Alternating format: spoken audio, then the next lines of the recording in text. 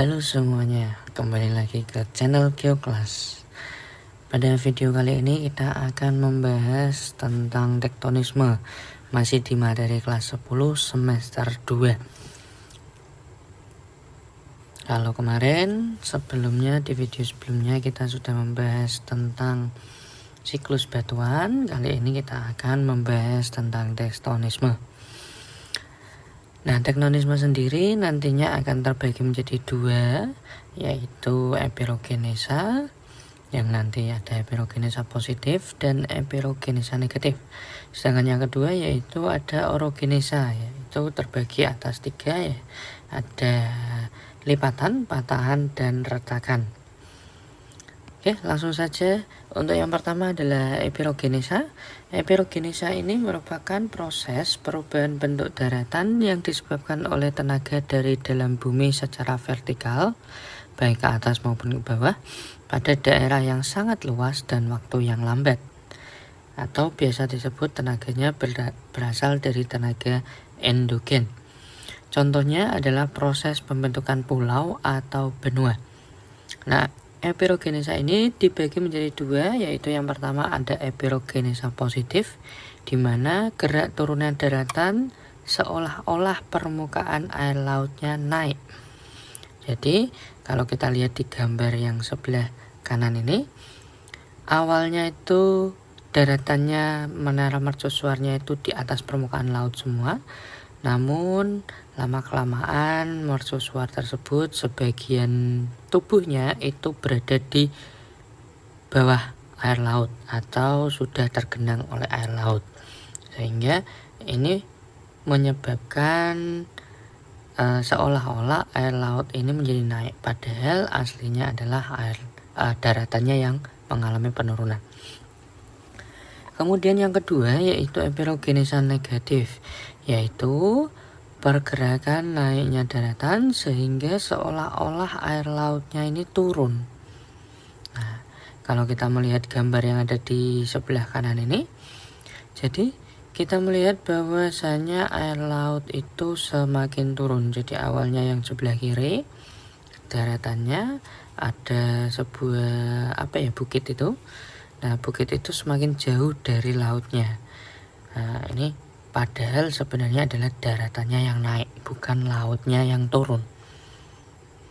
Oke, berikutnya kita akan membahas tentang orogenesa, yang merupakan pergerakan lempeng tektonis yang sangat cepat dan meliputi wilayah yang sempit. Macam-macam orogenesa yaitu adanya lipatan atau fold, kemudian sesar atau fault, dan rekahan atau join. Nah, lipatan itu terbentuk merupakan bentuk muka bumi yang terjadi akibat tekanan vertikal dan horizontal pada kulit bumi yang lentur atau elastis sehingga menjadi berkerut atau berlipat. Jadi lapisan batuannya ini tergolong elastis sehingga dia tidak terjadi patah. Dia tidak putus. Jadi kalau kita melihat gambarnya di sini, ini batuannya nyambung dari kanan sampai ke yang kiri, seperti itu. Kemudian yang kedua yaitu patahan atau fault, adalah bentuk muka bumi yang terjadi akibat tekanan vertikal dan horizontal pada kulit bumi yang keras atau kaku sehingga menjadi patah. Contohnya di gambar yang sebelah kanan ini. Jadi kalau kita melihat warna pada lapisan batuan ini menunjukkan batuan yang sama, struktur atau batuan yang sama. Nah, ini terlihat tidak nyambung, tidak seperti yang di atasnya atau yang lipatan tadi. Jadi ini merupakan patahan. Jadi terjadi atau terbentuk di wilayah yang memiliki karakteristik batuan yang keras atau kaku. Kemudian yang ketiga yaitu rekahan atau retakan atau join. Ini merupakan bentuk muka bumi karena pengaruh gaya regangan yang mengarah ke dua arah atau berlawanan, sehingga terjadi retakan tetapi masih nyambung. Jadi biasanya terjadi retakan tanah atau terjadi retakan pada batuan, ini karena adanya terjadi gerakan pada batuan tersebut. Yang pertama yaitu lipatan atau fold. Ini memiliki bagian-bagian, yaitu yang pertama ada syncline atau lembah lipatan, yaitu bentuknya cekungan ke bawah. Yang ini yang merupakan lembahnya. Kemudian anticline, puncak lipatan atau yang ada di atas ini. Nah, puncaknya. Kemudian limb atau sayap lipatan, yaitu bagian yang miring. Nah, ini bagiannya miring. Ini yang disebut dengan limb. Nah, macam-macam lipatan itu nanti ada banyak sekali jenisnya. Yang pertama ada lipatan tegak. Lipatan tegak ini terjadi karena kekuatan dorongan dari kanan dan kiri ini sama, sehingga membentuk sumbu simetris, sumbu lipatan yang hampir simetris. Yaitu bisa kita deskripsikan kalau antara kanan dan kirinya itu hampir sama. Kemudian yang kedua, lipatan miring, lipatan yang terjadi karena kekuatan pendorong salah satu sisi lebih besar. Jadi kalau seperti gambar ini berarti sisi kanan ini yang lebih besar. Sisi kanan ini dorongannya lebih besar daripada sisi kiri, sehingga sumbu lipatannya agak miring. Kemudian berikutnya adalah lipatan rebah. Lipatan ini terjadi karena kekuatan pendorong yang berasal dari satu sisi. Jadi ada satu sisi yang mendorong dan satu sisi itu tidak mengalami dorongan, sehingga terjadi lipatan rebah seperti pada gambar di bawah ini. Berikutnya yang keempat adalah lipatan menutup. Nah, kalau tadi rebah itu hampir menyentuh tanah, sementara sekarang ini terjadi lipatan menutup ini sudah menyentuh tanah puncaknya, sudah menyentuh bagian bawahnya.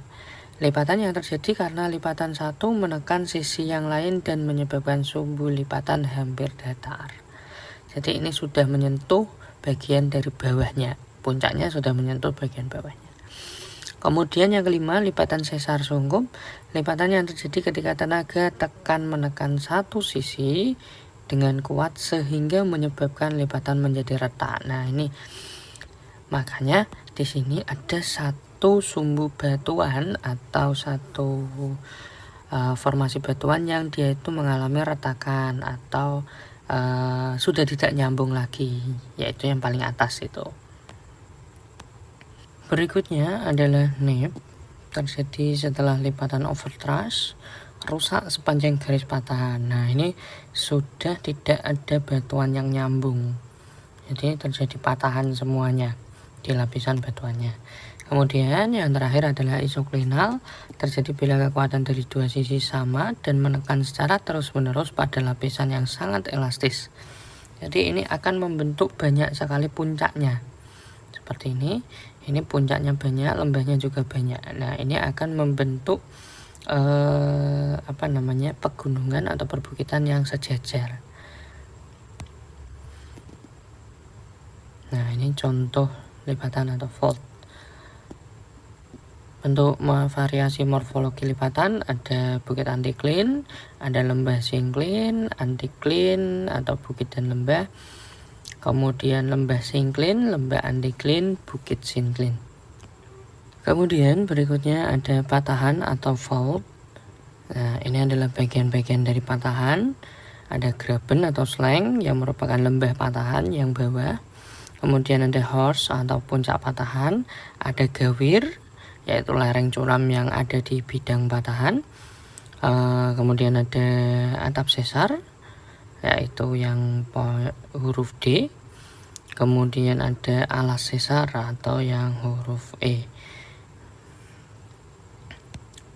Oke, nah jenis-jenis patahan sekian ini untuk ada materi. Yang pertama ada sesar batuan, nopal atau sesar turun, yang mana jika bagian atap di sesar turun terhadap bagian lainnya. Jangan lupa Nah, jadi komen, ini like, mengalami dan penurunan subscribe di salah satu supaya sisinya. tidak ketinggalan di materi berikutnya. Kemudian yang kedua ada sesar naik, jika salah satu bagian dari atap sesar mengalami proses naik. Nah, seperti ini.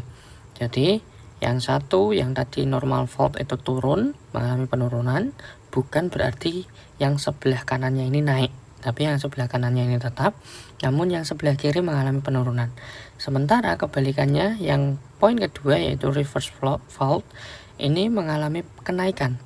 Artinya sebelah kanan ini tetap, namun di sebelah kirinya ini mengalami kenaikan seperti itu.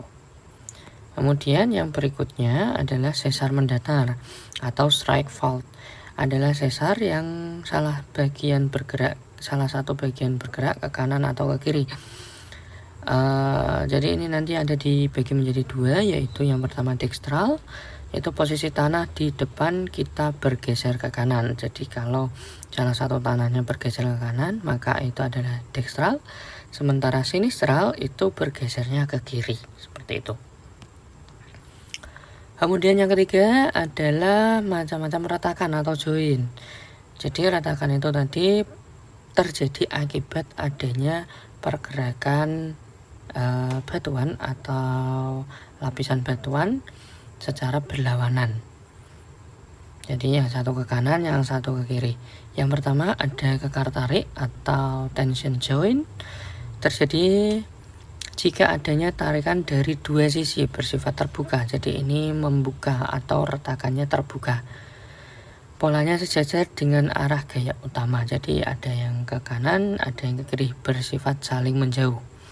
Kemudian yang kedua ada extension joint atau release joint, terjadi jika adanya tekanan dari dua sisinya. Jadi ini polanya tegak lurus dengan gaya utama.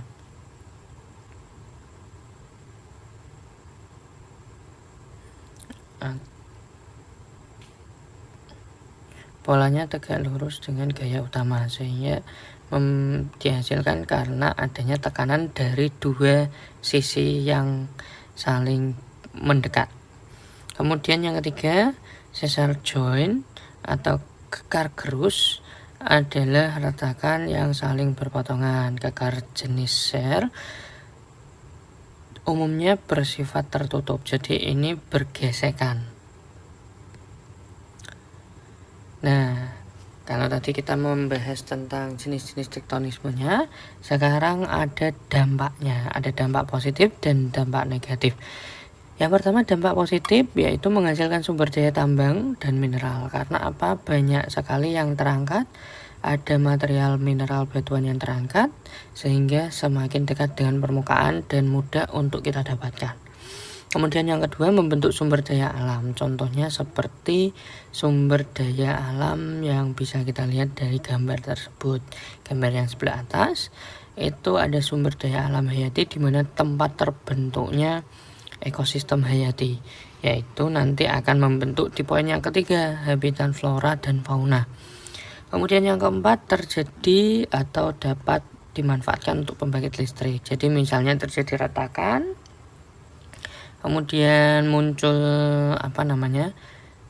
uap panas dari bawah tanah atau dekat dengan dapur magma, maka dia akan membentuk tenaga geotermal atau panas bumi.